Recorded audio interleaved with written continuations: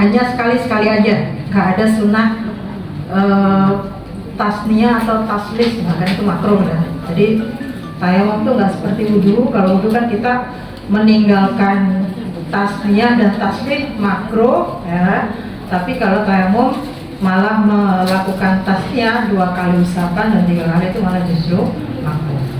Terus harus menghilangkan najis dulu. Terus sebelum tayamum dilaksanakan itu kalau bisa sudah tahu arah kiblatnya mana. Mungkin ini bagi seorang musafir ya. Seorang musafir jadi tahu nanti kalau mau sholat itu ngarahnya kemana ya. Ini istihad untuk sholatnya. Tapi sunnah ini kan masuk syarat ya. Sunnahnya kalau bertayamum ya tetap menghadap kiblat kayak kita berwudu atau mandi, itu sunnah menghadap kiblat gitu ya. Terus nah ini yang kemarin kita bahas yang terakhir ya. Wa ayyakuna tayamum ba'da dukhul waqti, dan tayamum itu harus dilakukan setelah masuknya waktu sholat. Ya, setelah masuknya waktu sholat. Nah, waktu sholat ini ada banyak. Kalau fardu udah pasti ya. Yang akan dilakukan adalah sholat fardu, ya pasti masuk di sholat fardu baru tayamum baru sholat. Ya. Nah, ini ada sebuah gambaran jika kita melaksanakan sholat jamak takdim ya. Jamak takdim itu kan mengumpulkan sholat yang kedua di waktu sholat yang pertama. Misalkan zuhur sama asar, itu berarti yang dimajukan waktunya adalah asar, berarti dilakukan di sholat zuhur ya kan.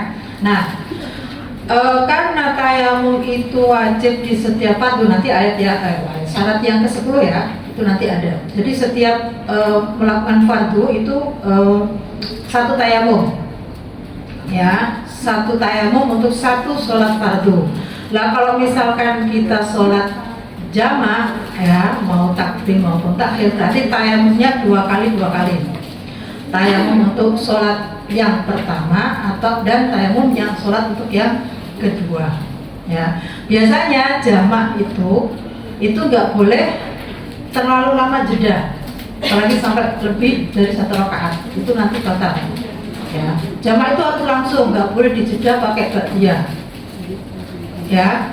Jamak ini mau jamak takdim mau jamak takhir, pokoknya sholat antara pertama dan yang kedua itu langsung berturut-turut ya, nggak boleh dijeda yang lain. Tapi kalau karena ini jamaknya karena tayamum ya, ada karena nggak ada air atau sakit, nah ini berarti jedanya hanya untuk tayamum. Nah ini boleh.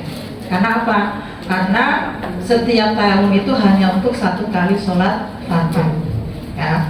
Nah makanya harus dijaga waktunya, jangan sampai keterojol. Keterojol itu apa? Kebablasan ya. Hilang waktu sholat yang pertama, ini khusus untuk yang jamak takdim ya. Hilang waktu sholat yang pertama, kita keasikan nyari air kemana-mana, ternyata udah mepet sholatnya. Nah itu juga kira-kira kan ya, kalau mencari air itu kan ada batasannya. Nah seperti itu tayamumnya nggak sah ya, karena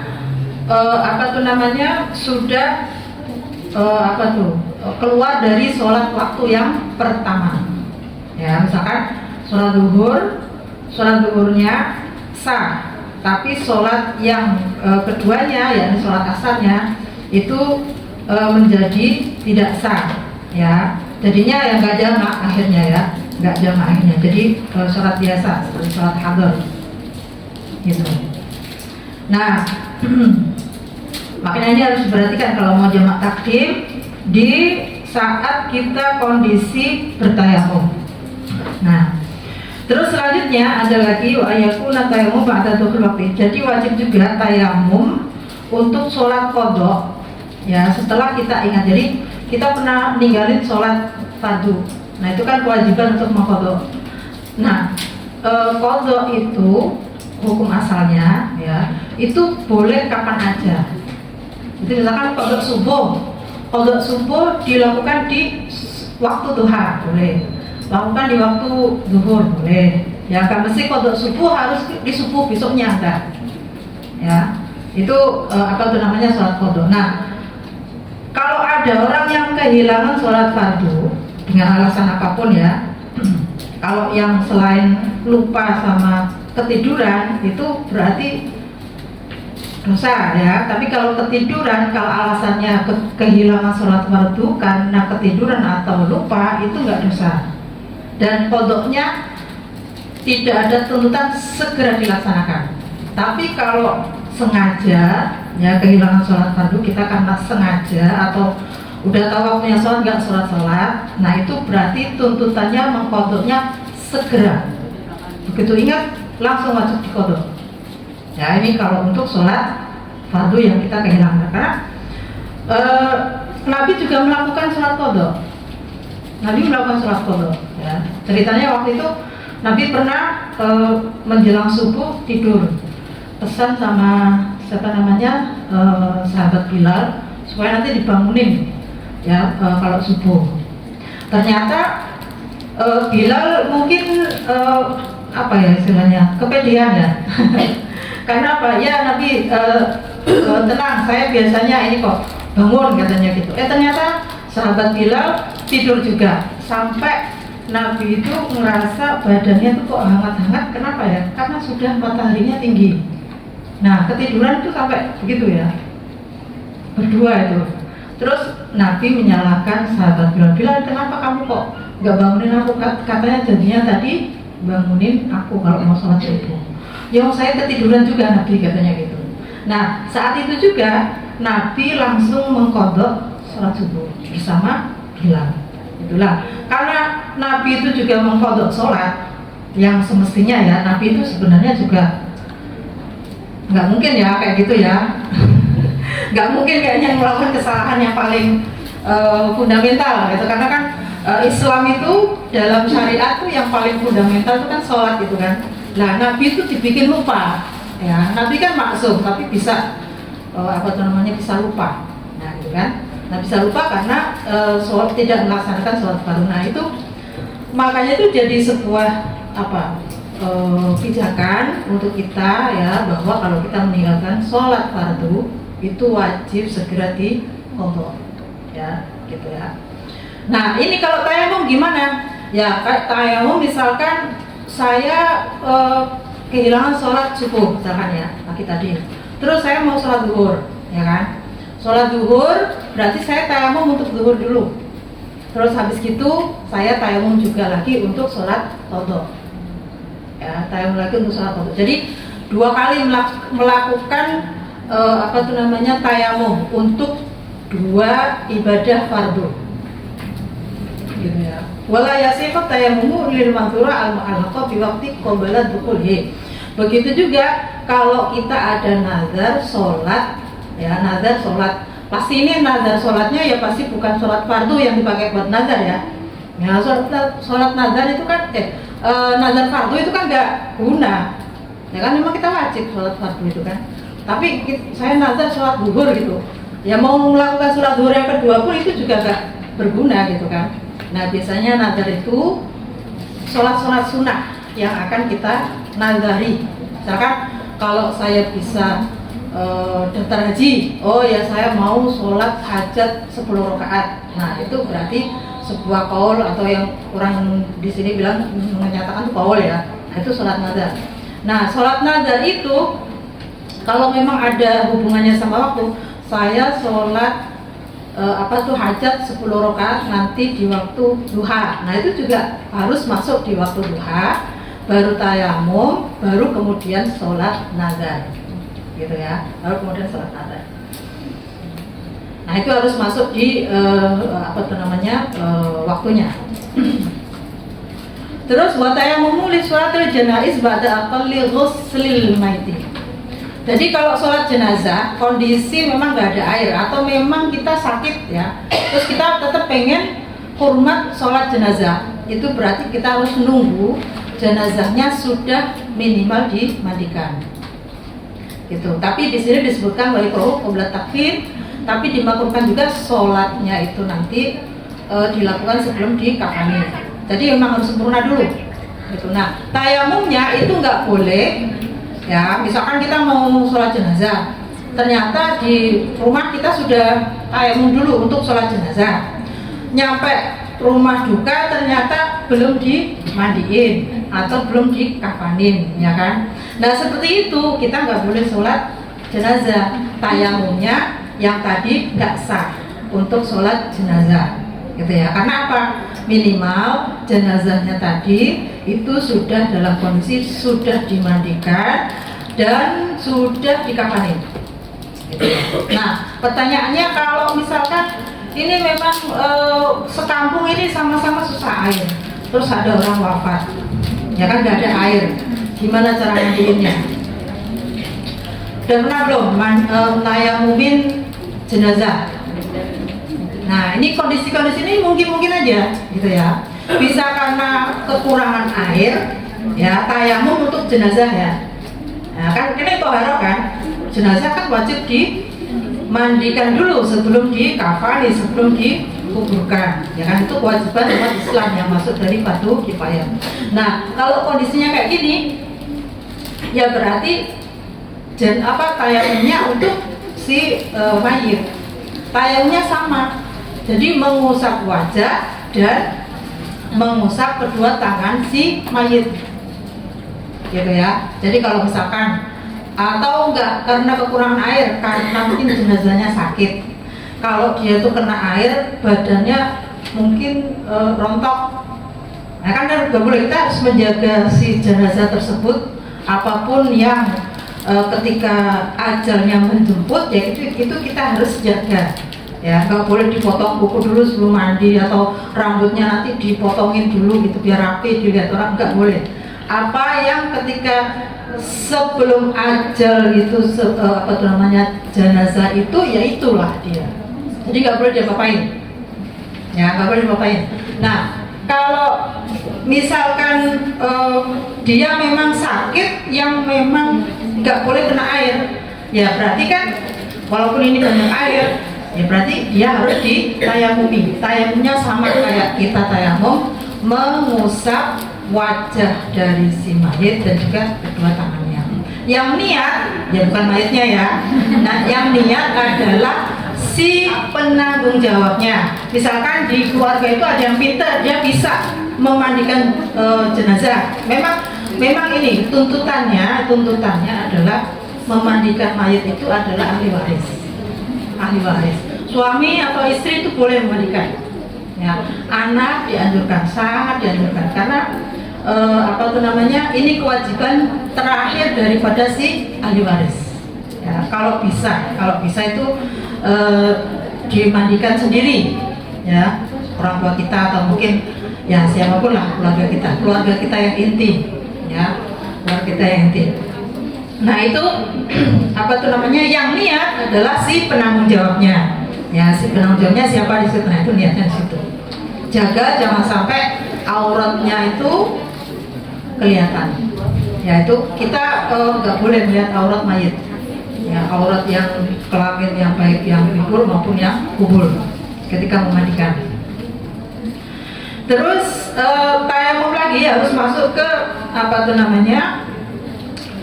waktunya itu adalah walin nafli al muaqqati ba'da dukhuli waqtihi. Jadi sholat sunnah yang punya batas waktu, kayak misalkan sholat duha.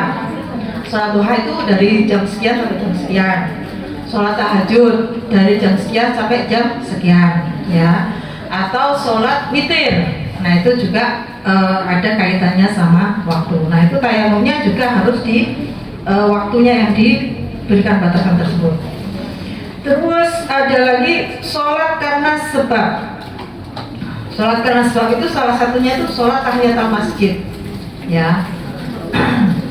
Karena saya masuk masjid, sunnah sholat tahiyatul masjid, gitu, ya. Jadi sholat sebab itu kondisional.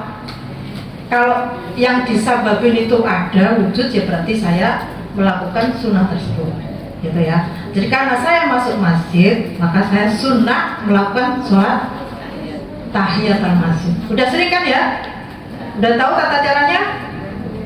Ya, jangan duduk sebelum sholat sunnah 2 rakaat. Ya, Kondisinya kalau bisa masuk masjid itu sudah dalam kondisi suci. Ya. Sholat tahiyatul masjid itu dilakukan untuk semua masjid kecuali Masjidil Haram. Kalau Masjidil Haram kita sunnahnya apa? Tawaf. Ya, tawaf 7 kali. Mau sendiri mau jemaah silakan. Ya. Jadi masuk Masjidil Haram itu tidak sunnah sholat tahiyatul masjid, tapi sunnahnya adalah tawaf. Itu namanya tawaf sunnah. Ya. Tapi kalau kita dapat tempat yang jauh dari apa tuh namanya, misalkan di bangunan masjidnya itu kan ada yang sampai luar gitu. Nah kita nggak ada tempat lagi, ya berarti kita tetap tahiyatul masjid.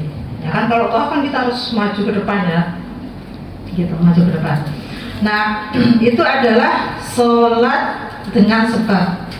Walaupun ya kita itu masuk berkali-kali ini karena senang sholat tahiyatul masjid dan memang senang masjid ya, udah sholat tahiyatul masjid keluar lagi masuk masjid lagi, terus keluar lagi masuk masjid lagi, itu saya senang, itu boleh ya. Nah itu boleh banget gitu. Jadi nggak minimal sholat tahiyatul masjid itu 2 rakaat, enggak. Kalau sebab keluarnya itu sengaja atau nggak sengaja atau memang karena mahabbah dengan masjid, ya udah saya masuk, udah sholat keluar lagi, masuk sholat lagi keluar lagi gitu. Termasuk juga kalau kita keluar masjid untuk toharoh misalkan hajat ya, terus ternyata di situ masjidnya itu masjidnya toiletnya itu jauh terpisah dari masjid ya, terpisah dari masjid. Nah itu juga disunahkan untuk melakukan sholat tahiyatul masjid. Kan nggak semua bangunan toilet masjid itu nyambung dengan masjid ya, nggak semuanya gitu. Nah batasannya sholat masjid itu biasanya yang dipakai batasan itu adalah tempat jatuhnya air ya, berarti batasan ini apa namanya nih Mbak, atap ya, atap teras. Nah itu sudah masuk bagian dari masjid. Nah ini kalau hati-hati kalau perempuan-perempuan yang sedang haid atau nifas, kalau junub sudah pasti dilarang masuk masjid ya, walaupun terasnya toh ya, orang junub nggak boleh masuk masjid. Oke ya, makanya hati-hati kalau orang junub masuk toilet masjid yang masjidnya itu masuk bagian nyambung dengan masjid ya, itu harus hati-hati. Terus walidis sabati ba'datul waqti allati yajuzu fi Fatimah tahiyatul masjid, dan juga sholat yang apa namanya, sholat sunnah yang punya sebab. Nah ini udah ya tadi ya, sholat sunnah punya sebab. Yang lain itu seperti sholat istisqa, sholat gerhana. Sudah pernah sholat istisqa belum? Belum ya, saya juga belum. Sholat istisqa itu sholat minta hujan, biasanya 2 rakaat. Ada khutbahnya juga ya. Kita puasa 3 hari. Di hari ketiga itu kita melaksanakan sholatnya ya, terus kita juga harus pakai pakaian yang biasa. Kalau hari raya kita disunahkan pakai pakaian yang bagus, tapi kalau sholat istisqa kita disunahkan pakai pakaian yang biasa aja ya, yang sudah lusuh juga nggak apa-apa, yang penting untuk aurat ya. Terus habis itu sunnahnya memang puasa. Jadi sekampung kalau mau sholat sunnah, sholat istisqa ya disunahkan untuk puasa dulu. Jadi kasih info, jadi nggak bisa apa tuh namanya mendadak ya, dikondisikan dulu. Habis itu ada khutbahnya boleh 2 kali atau 1 kali kayak sholat Jumat itu. Terus setelah itu atau sholat Id ya, nah setelah itu baru nanti ada doa-doa. Biasanya kadang tuh sholatnya belum selesai tapi sudah hujan. Nah sudah dikasih hujan, nah, itu rahmat ya. Nah sunnahnya juga kalau hujan masih di kondisi kita dalam kondisi yang sholat istisqa, itu sunnah untuk kita hujan-hujanan ya, dan buka pakaian kita sebatas yang tidak dilarang sama syariat. Kalau perempuan ya mungkin basah aja wajahnya atau tangannya. Kalau laki-laki kalau bisa buka baju gitu. Itu kalau lagi pas sholat istisqa, di tengah-tengah sholat istisqa terus hujannya, nggak pas sholat ya kalau buka bajunya ya setelah sholat ya, setelah selesai sholat. Nah kalau sholat gerhana, ini gerhana bisa 2 matahari dan juga bulan. Sudah pernah sholat gerhana belum?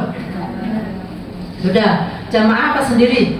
Ini sholat gerhana itu boleh jamaah, boleh sendiri. Kalau sholat id kita memang dianjurkan sholat jamaah. Sholat istisqa juga sama. Tapi kalau gerhana ini boleh sholat sendiri, boleh sholat sunnah. Cirinya apa kalau sholat gerhana? Cirinya apa yang paling khas dari sholat gerhana? Hah? Katanya udah sholat gerhana. Jangan salahkan. Jadi sholat gerhana itu sholat ketika kita melihat gerhana. Jadi kita harus melihat dulu ya. Sunnah melihat gerhana itu. Jadi sebelum saya biasanya kalau sebelum melaksanakan sholat kusuf atau khusuf itu biasanya saya lihat dulu. Kalau matahari ya sebatas yang dibolehkan ya, kan melihat langsung nggak boleh. Kalau bulan ya berarti kita melihat dulu gerhananya baru kita sholat. Ya walaupun kita sudah ada info jam sekian itu sholat gerhana. Kalau zaman dulu, zaman nanti kan nggak ada infonya.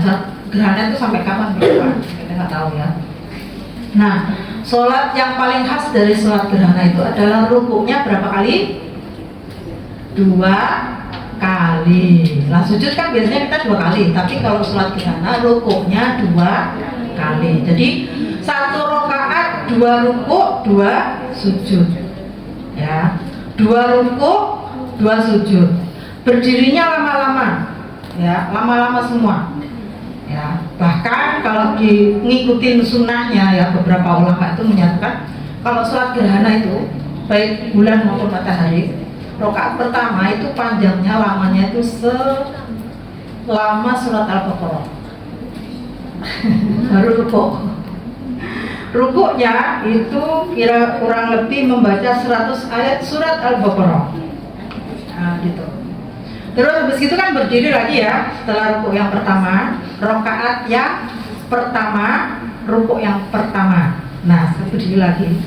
Habis itu lamanya berdiri itu ya kita baca Fatihah ya tiap itu. Ya jadi rakaatnya itu 1 rakaat 2 Fatihah 2 rukuk. Ya. Terus yang kedua sepanjang lamanya itu selama membaca surat Ali Imran. Ali Imran itu setelah surat Al-Baqarah itu Ali Imran. Terus habis itu rukuk lagi. Nah itu juga sama, lama juga ya. Habis itu rukuknya lama, habis itu i'tidal, terus sujud, terus duduk di antara 2 sujud, sujud lagi, terus berdiri lagi. Berdiri baca Fatihah, dan ini lamanya tuh kurang lebih sama dengan membaca surat An-Nisa. Gitu ya. Rukuk itu juga sama, nanti kurang lebih mungkin sekian ayat lah ya lamanya gitu. Ya kita perlu tahu ternyata ada juga yang mau lakukan itu gitu loh. Walaupun kita mungkin belum sampai ke sana ya, nggak apa-apa ya kan kita belajar. Kita habis itu rukuk, setelah rukuk yang pertama di rakaat yang kedua kita berdiri baca Fatihah lagi ya, lamanya selama seperti baca surat Al-Maidah. Gitu. Itu lama-lama. Besoknya gempor. Habis gitu rukuk lagi, lama juga ya. Ini rukuk yang kedua di rakaat yang kedua atau artinya rukuk yang keempat. Baru sujud, baru duduk, baru sujud lagi, tahiyat akhir. Nah ini boleh kalau kita jamaah itu ada khutbahnya ya di sholat gerhana. Tapi kalau kita sendiri nggak apa-apa. Nah, yang penting kita sudah melakukan sholat gerhana sudah. Ya itu sangat jarang, pahalanya juga banyak gitu ya. Gitu. Nah ini tayamumnya berarti pas ketika gerhana itu muncul, ya. Atau kalau istisqa tadi sholat istisqa berarti tayamumnya itu ketika masyarakat itu sudah banyak yang berkumpul, sudah mendekati atau menjelang dilaksanakannya sholat. Ya, itu jangan dari rumah terus sudah bawa tayamum, ya kayak tadi jenazah tadi. Jadi kalau memang kondisinya kita nggak boleh sholat ya entah dengan alasan apapun, nah itu sholat jenazahnya itu menjelang atau si mayit itu sudah dalam kondisi sudah suci ya. Gitu. Sedangkan sholat sunnah mutlak, nah ini boleh dilakukan kapan aja. Sudah pernah sholat sunnah mutlak? Ini orang kalau orang nakal mungkin pikirannya nakal dibilang kurang-kurang kerjaan. Jadi sholat sunnah itu ada harian, ada momen-momen ya, momen-momen tuh kayak gitu. Sholat id, sholat apalagi, sholat ini tadi ya, gerhana, sholat istisqa. Terus ada sholat harian, sholat sunnah harian itu yang paling utama itu sholat tahajud pasti ya. Kedua sholat duha, selanjutnya sholat rawatib. Nah gitu, terus habis gitu sholat apa lagi? Hah? Sholat taubat itu boleh dilakukan tiap hari, mau waktunya maghrib atau waktunya duha. Ya itu boleh dilakukan. Terus habis gitu sholat witir ya. Nah sholat sunnah mutlak itu kita sudah melakukan sholat semuanya. Kita pengen sholat lagi, nggak ada sebabnya. Duha udah 12 rakaat. Tadi tahajud udah 12 ya. Tahajud sunnahnya 12 ya. Witir udah 11. Sholat taubat udah, maghrib udah, duha udah, di waktu duha udah. Rawatib udah semuanya, yang muakkad, baru muakkad dilakukan semuanya. Ya makanya saya bilang kurang kerjaan. Kalau di rumah pahalanya mungkin sekian. Tapi kalau di Masjidil Haram, Masjidil Nabawi, Masjidil Aqsa, lakukan itu, karena pahalanya besar. Ya, lakukan itu. Walaupun aku sholat udah 12 rakaat, udah semuanya pokoknya. Ya udah sholat sunnah mutlak. Atau kayak tadi keluar masjid, masuk masjid, keluar masjid, masuk masjid. Pahalanya banyak ya. Kalau di Masjidil Haram berapa? 100.000, ya kan? Banyak tuh pahalanya 100.000. Sholat tahiyat 3 kali udah 300.000. Ya itu sholat sunat mutlak itu lakukan di masjid-masjid yang utama ya. Kalau tiap harinya kita memang sudah ya istilahnya ya nggak apa-apa itu sholat sunat mutlak. Niatnya ya sholli sunatal mutlak kirok anteni lillahi ta'ala. Saya niat sholat sunat mutlak lillahi ta'ala. Udah tetap ya. Itu boleh. Nah kalau kayak gini berarti tayamumnya ya terserah kapan aja, karena sholat sunat mutlak itu tidak terikat waktu ya, kecuali pada waktu-waktu yang dilarang. Waktu yang dilarang kan terbitnya matahari, terbenamnya matahari, sama matahari ketika di tengah ya, tengah atas kepala kita itu yang waktu yang dilarang. Selain itu ya boleh sholat sunat mutlak kapan aja boleh, berapapun rakaatnya boleh. Tapi disunahkan semua jenis sholat sunnah itu kalau bisa 2 rakaat ya. Kayak Nabi sholat duha itu yang banyak riwayatnya itu adalah 2 rakaat. Kalau mau lakuin 8 rakaat gimana ya boleh aja. Tapi Nabi tiap harinya itu 2 rakaat ya. Kalau tahajud banyak, Nabi itu banyak, gak terhitung katanya. Nah setelah itu ya ini udah ya. Setelah ini syarat yang terakhir ya, ke-10 wa ayyatayamama likulli fardin. Nah ini sudah dibahas ya tadi ya, setiap fardu berarti sholat melakukan tayamum. Nah kan kita ketahui bahwa untuk yang fardu itu nggak cuma sholat, bisa sholat fardu yang 5 waktu itu, atau sholat nazar ya, atau sholat qadha itu kan fardu juga ya, atau tawaf. Nah tawaf itu memang menduduki seperti sholat, kedudukannya itu sama kayak sholat. Jadi kalau kita masuk Masjidil Haram ya, seperti tadi yang saya sampaikan, tidak sunnah melakukan tahiyatul masjid, tapi sunnahnya adalah tawaf. Nah tawaf itu kalau seperti itu bagian daripada fardu. Ya, tawafnya itu walaupun melakukan tawafnya itu hukumnya sunnah, ya kan? Sunnah, tapi tawafnya itu kan wajib suci. Kalau tawaf itu wajib suci ya. Kalau sa'i itu nggak apa-apa, nggak dalam kondisi suci. Nah, tawaf itu wajib suci. Nah, setelah tawaf kita mau sholat fardu, ya berarti harus tayamum lagi. Gitu. Ya. Kalau tadi kondisinya keluar masjid masuk masjid ya berarti ya tayamum lagi, terus habis itu sholat tahiyatul masjid, tawaf lagi, habis itu keluar Masjidil Haram ya kan, masuk tayamum lagi karena tayamumnya harus di masjid ya, tayamumnya harus di masjid. Nah itu seperti itu. Jadi setiap ibadah fardu yang akan kita lakukan itu wajib satu fardu. Tapi setelah sholat fardu kita sholat rawatib misalkan, itu boleh kita langsung melakukannya, nggak perlu pakai tayamum lagi. Ya, jadi fardunya satu, sunahnya mungkin banyak, itu boleh. Ya mungkin rawatibnya sampai muakkad, boleh muakkad itu dilakuin semua. Ya atau mungkin sholat hajat atau sholat fardu itu boleh ya, itu yang sunah. Pokoknya itu boleh ya. Termasuk juga digabungkan antara sholat fardu dan sholat jenazah. Ya, biasanya kalau kita di Masjid Nabawi, ya ingat nggak? Di Masjid Nabawi itu kan kita ada tuh diiringi dengan sholat ghaib. Nah itu kayak gitu boleh ya. Jadi habis sholat jamaah kita terus sholat ghaib. Itu satu kali tayamum itu boleh. Gitu ya. Terus apa lagi? Nah sekarang khutbah Jumat ini mungkin bagi para bapak-bapak ya. Khutbah Jumat itu ada yang menyatakan itu bagian dari fardu ain, ada yang menyatakan itu fardu kifayah. Nah, ini tergantung imam yang membolehkan. Tapi sebagian besar dalam mazhab Syafi'i, khutbah Jumat itu bukan fardu ainnya sholat Jumat. Jadi nggak apa-apa.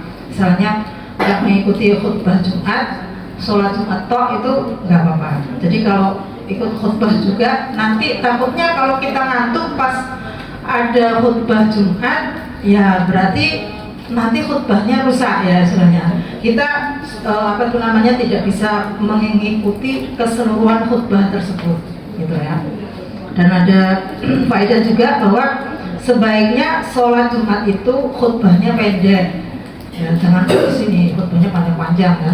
Khutbahnya pendek, sholatnya panjang ya. Kalau perempuan boleh sholat Jumat nggak? Boleh ya, boleh. Nah kita dapat diskon untuk 2 rakaat ya kan. Itu boleh ya. Jadi kalau sudah bagi perempuan yang sudah sholat Jumat itu nggak usah lagi mengulang sholat zuhur. Ya. Terus fardu ain juga tayamum sebagai ganti mandi wajib. Nah ini bagi perempuan yang haid atau nifas yang sudah berhenti darah ya. Ketika suaminya menginginkan dirinya ya berarti dia wajib tayamum. Ya wajib tayamum. Ya, ini juga bagian dari tayamum yang fardu ain. Nah, udah ya. Sekarang ada pertanyaan nggak? Ustazah tadi yang membagikan jenazah, berarti tayamum untuk jenazah itu menggantikan ya, artinya berarti cukup dengan tayamum itu ya. Aja udah cukup. Iya, udah cukup. Nah, jadi itu dengan kondisi apapun ya, entah itu sebabnya itu karena nggak ada air ya, atau kena penyakit ya kan, yang mana itu yang fatalnya itu sampai merontokkan tubuhnya si mayit, sekecil apapun itu nggak boleh ya, harus kita jaga terus ya. Makanya kalau punya orang tua yang sudah sepuh, habis gitu kita harus rajin-rajin bersihin dia ya, potong kukunya, terus mungkin di bagian lipatan-lipatan yang mungkin ada dagingnya atau segala macam itu kalau bisa ya dibersihkan. Nah kalau pas mandiin jenazah gosok kan kasihan itu, sakit kan, iya kan? Ininya aja pelan-pelan harusnya kan, halus gitu, supaya tidak menyakiti si mayit. Itu makanya rajin-rajin kalau ini. Syukur-syukur beliau memang orang tua kita itu memang orang yang bersihan. Nah itu kan kita nggak tahu aja ya, jadi kita harus siap, selalu siap. Ya ada yang bertanya lagi? Ustazah, kalau sunah wudhu itu dilakukan sebelum sholat di masjid atau sudah? Apa? Sunah wudhu.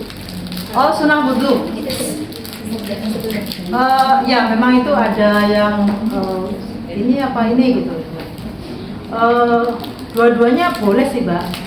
Tapi kalau saya pribadi ya tahiyatul masjid dulu baru sholat sunah. Nah, Ya, termasuk juga sholat sunnah itu sholat sunnah wudhu. Sholat sunnah wudhu. Sahabat siapa? Sahabat Bilal. Ya, ini Bilal lagi, sahabat Bilal. Jadi sahabat Bilal itu kan memang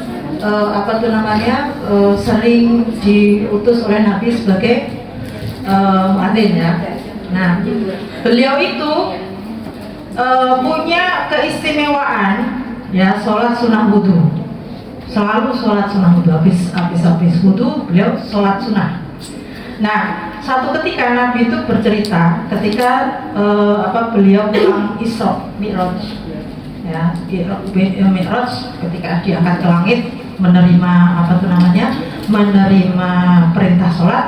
Nah itu Nabi mengabarkan pada Bilal, saya itu kalau pas waktu Mi'raj itu saya dengar bahwa ada suara sendal di surga,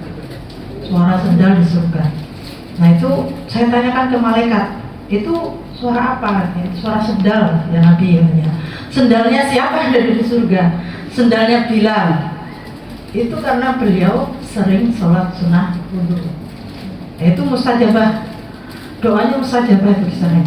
Selain sholat tahajud ya, itu doa setelah sholat sunnah wudhu itu diijabah, makbul. Ya silakan cari pahala sebanyak-banyak.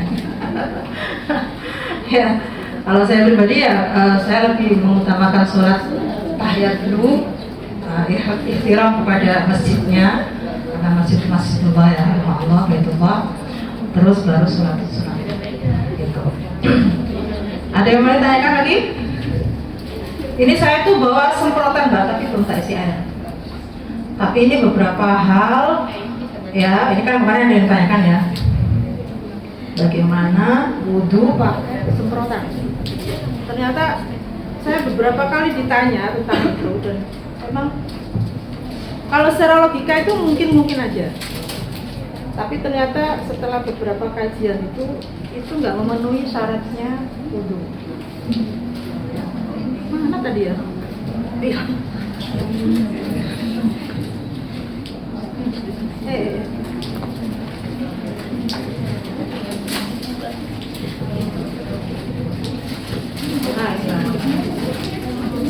Kalau segini insya Allah bisa ini Mbak buat wudhu. Ya kalau segini bisa buat wudhu. Tapi itu tadi ternyata beberapa kajian itu ya sudah banyak dikoreksi ya, bahwa wudhu pakai semprotan itu nggak sah karena tidak memenuhi syarat wudhu. Itu alasannya kenapa? Karena tidak adanya air yang mengalir pada anggota wudhu yang kita wudhuin. Gitu. Jadi wudhu itu airnya harus mengalir di anggota wudhu. Ya. Kita ngambil air gini kan, itu kan kita masukkan ke muka, kita aplikasikan ke muka, itu kan ada air yang mengalir kan di wajah kita. Nah itulah yang dimaksud dengan ghuslul wajhi, atau nanti ghuslul yadaini, nanti lagi ghuslul rijlaini. Jadi nggak sah ya, kecuali kalau kita wudhu pakai botol, kita tuang ini. Nah ini malah boleh karena ada air yang mengalir, ya nggak? Mau dipraktekin nggak? Kalau di pakai spray itu airnya harus penuh, shot terus sampai di sini ada air. Nah sekarang efektif mana? Pakai spray sama nuangin air botol ke tangan, terus kita aplikasikan ke anggota wudhu kita. Ya kan malah lebih ini pakai dituang kan. Jadi hampir semua ulama mazhab 4 itu menyatakan bahwa wudhu yang tidak ada mengalirkan air itu nggak sah. Gitu. Jadi memang harus basah. Gitu. Bahkan dalam mazhab Malikiyah kalau nggak salah ya, itu minimal harus ada yang netes. Jadi tandanya mengalirnya air itu harus ada air yang netes minimal 2 tetes.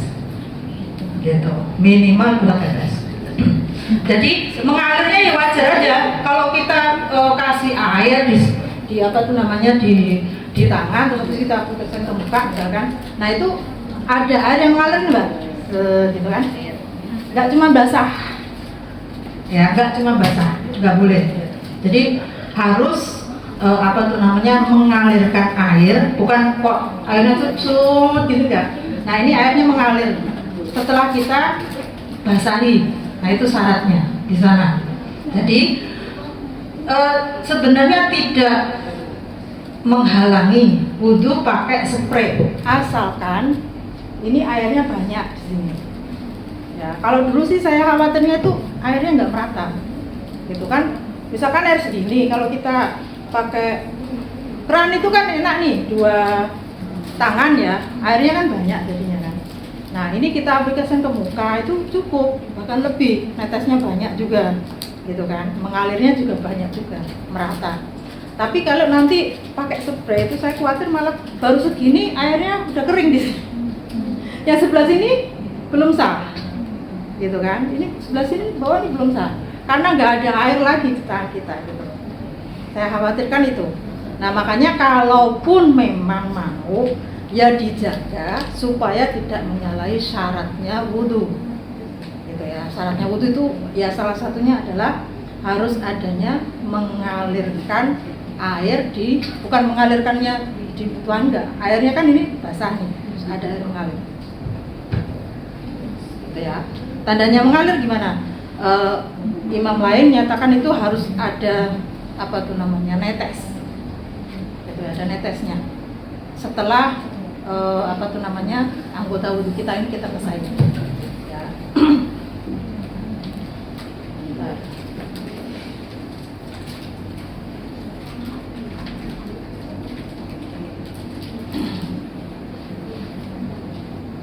Nah apalagi mandi junub ya, mandi junub itu malah wajib mengalirkan air ke seluruh tubuh,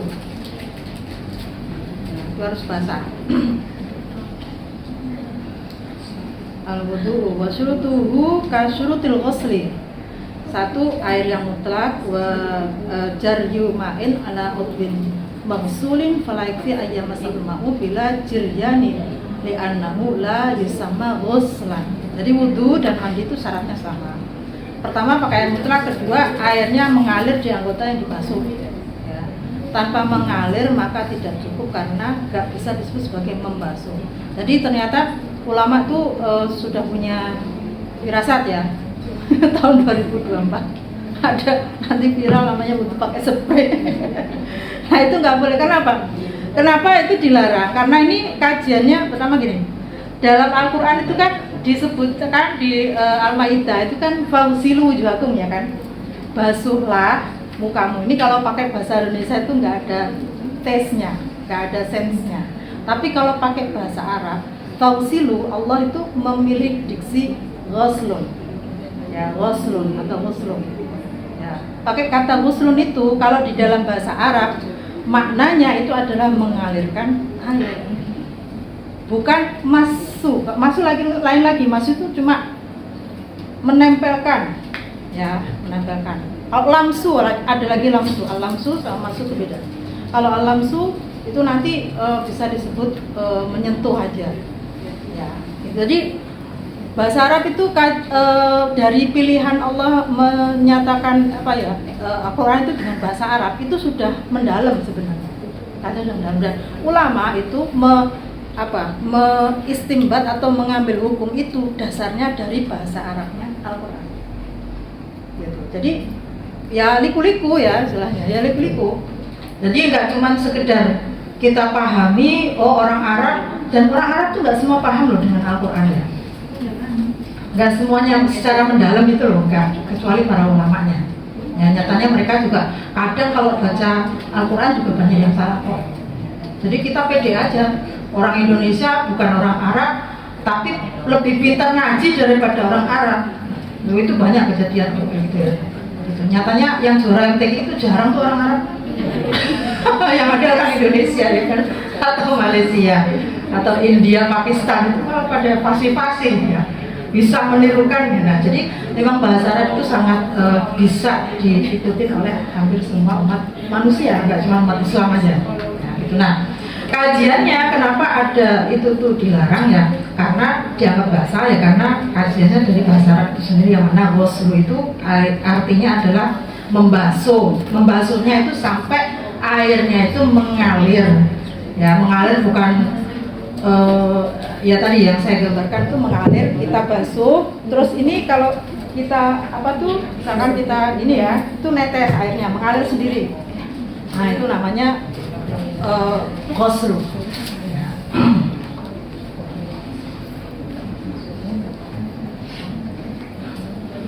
Dalam ini ya, mazhab yang lain itu mensyaratkan menetes. Harus menetes, harus kelihatan tetesannya di wajahnya dan tetesannya.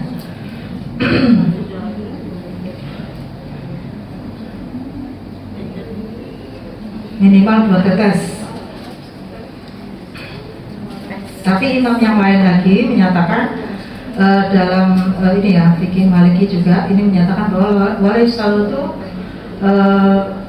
taqaduru anil uqdi bal syartu jiryanu alaih. Terus di dalam fikih yang lain, Malikiyah, Hanabilah, Hanafiyah ya, Syafi'iyah juga sama.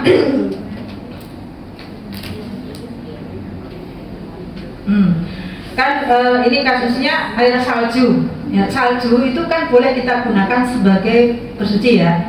Tapi nunggu saljunya cair.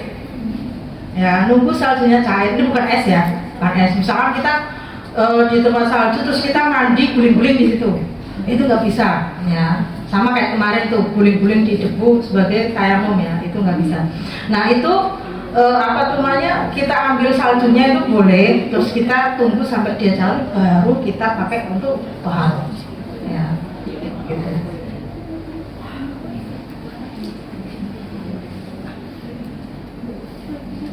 Bahkan ini dalam kitab yang lain sebutkan mengalirnya itu ke semua bagian ya yang dibasuh. Ya kalau wajah ya ini ada yang mengalir ya, nggak cuma di sebelah sini toh yang mengalir gitu, nggak boleh ya. Jadi dimungkinkannya aja gimana itunya, apa tuh namanya, caranya ya.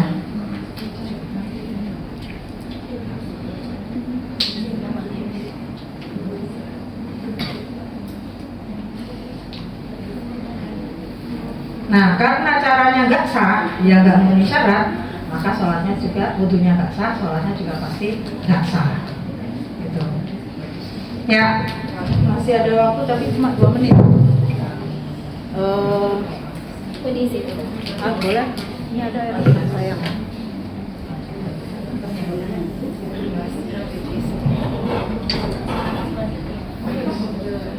Kalau nanti praktek tayamum minggu depan ya, mudah-mudahan kita dapat.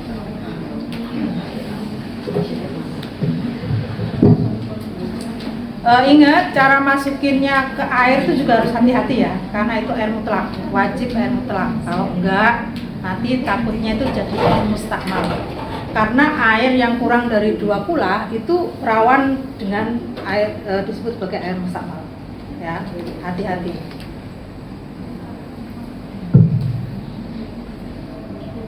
Tadi aplikasi di tangan aja ya.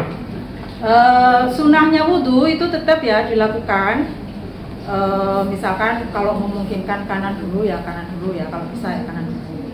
Nah ini kalau kita pakai ini yang segini, ini nggak mungkin pakai kumur-kumur atau istinsyak, itu nggak mungkin, airnya cuma sedikit ya gitu. Jadi ingat rukun wudhu ada berapa? Tafadulnya wudhu ada 4. Yang satu niat, yang kedua yang lain adalah tartib ya, itu wajib juga ya. Nah kalau misalkan untuk wajah ya ini, dan ingat kalau pakai ini nggak boleh dibantu sama orang lain loh ya. Wudhu itu harus kita sendiri karena itu ibadah mahdhah. Ibadah mahdhah itu kita nggak boleh bantu orang lain kecuali kita kondisi yang butuh, misalkan lagi sakit ya, lagi sakit. Nah makanya kalau wudhu pakai botol gini ya berarti ada mungkin hal-hal yang nggak bisa kita lakukan bersamaan gitu ya. Jadi ya ini ya, disemprotkan dulu.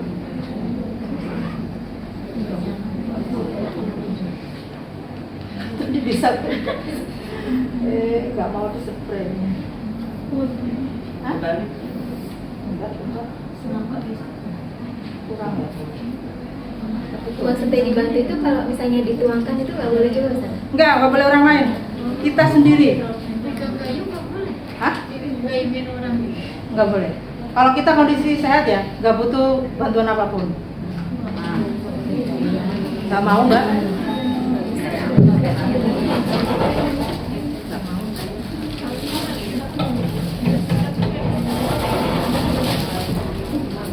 Nah ini.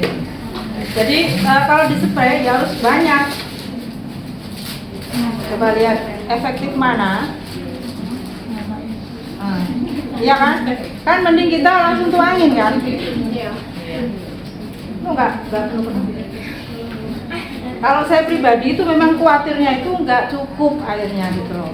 Nggak semua, nggak bisa diaplikasikan ke semua anggota tubuh kita. Di sini Mbak. Kan gini ya kita wudhu. Belum semua. Nah mengalir tuh maksudnya ini ada aliran air. Nah ya mengalir. Ini kalau bisa menjamin ya semuanya air itu bisa terbasuhkan ke anggota wudhu kita nggak apa-apa. Tapi kalau khawatir nggak usah ya. Sekali lagi ya. Nah. Malah lebih lama ini nggak boleh besar. Nanti dibaca juga sama ya kayak gini. Nah ini kan.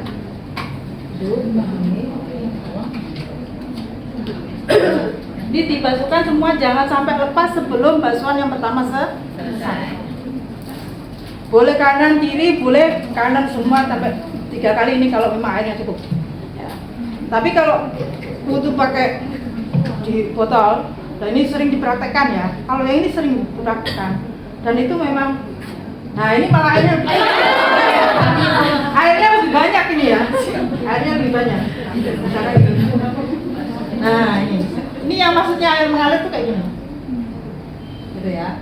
Nah ini, ya kayak gini. Ada tisu Mbak? Nggak usah nanti pakai kain. Ya, gitu. Dan semua ke ini juga ke apa tuh namanya ke muka, apa tuh ke kaki juga ya. Jadi silakan dipilih. Kalau memang mau pakai yang spray, ya pakai yang spray ya. Ya kayak gitu tadi harus ada air yang mengalir. Air mengalir. Berarti itu sekali air gitu langsung semua gitu bisa ya? Yang Atas bawah gitu sekali air. Bisa, dituangin, bisa. Akhirnya, nah ini sering yang malah sering dipraktekkan yang ini kayak gini. Saya sering lihat juga. Dan air segini insya Allah cukup lah buat sunahnya juga cukup. Kecuali umur. Nah memang di fikih itu ada namanya hilah ya. Hilah itu apa ya? Gimana caranya ngakalin gitu loh. Ngakalin itu bukan ngakalin yang jelek, tapi gimana kita bisa caranya tuh sah juga, tidak melanggar syarat dan juga rukun-rukunnya. Itu boleh. Gitu ya. Ada namanya hilah. Hilah itu gitu. Ya kayak misalkan gini. Hilah itu apa ya?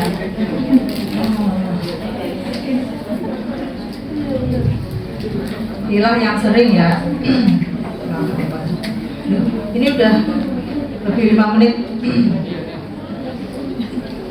Ya itu pokoknya kayak tadi diakalin lah gimana caranya tidak sampai melanggar syaratnya wudhu. Ya kayak tadi misalkan mau pakai spray ya nggak apa-apa. Pakailah spray, cuman harus terjamin bagaimana itu apa itu namanya semuanya itu terbasuh.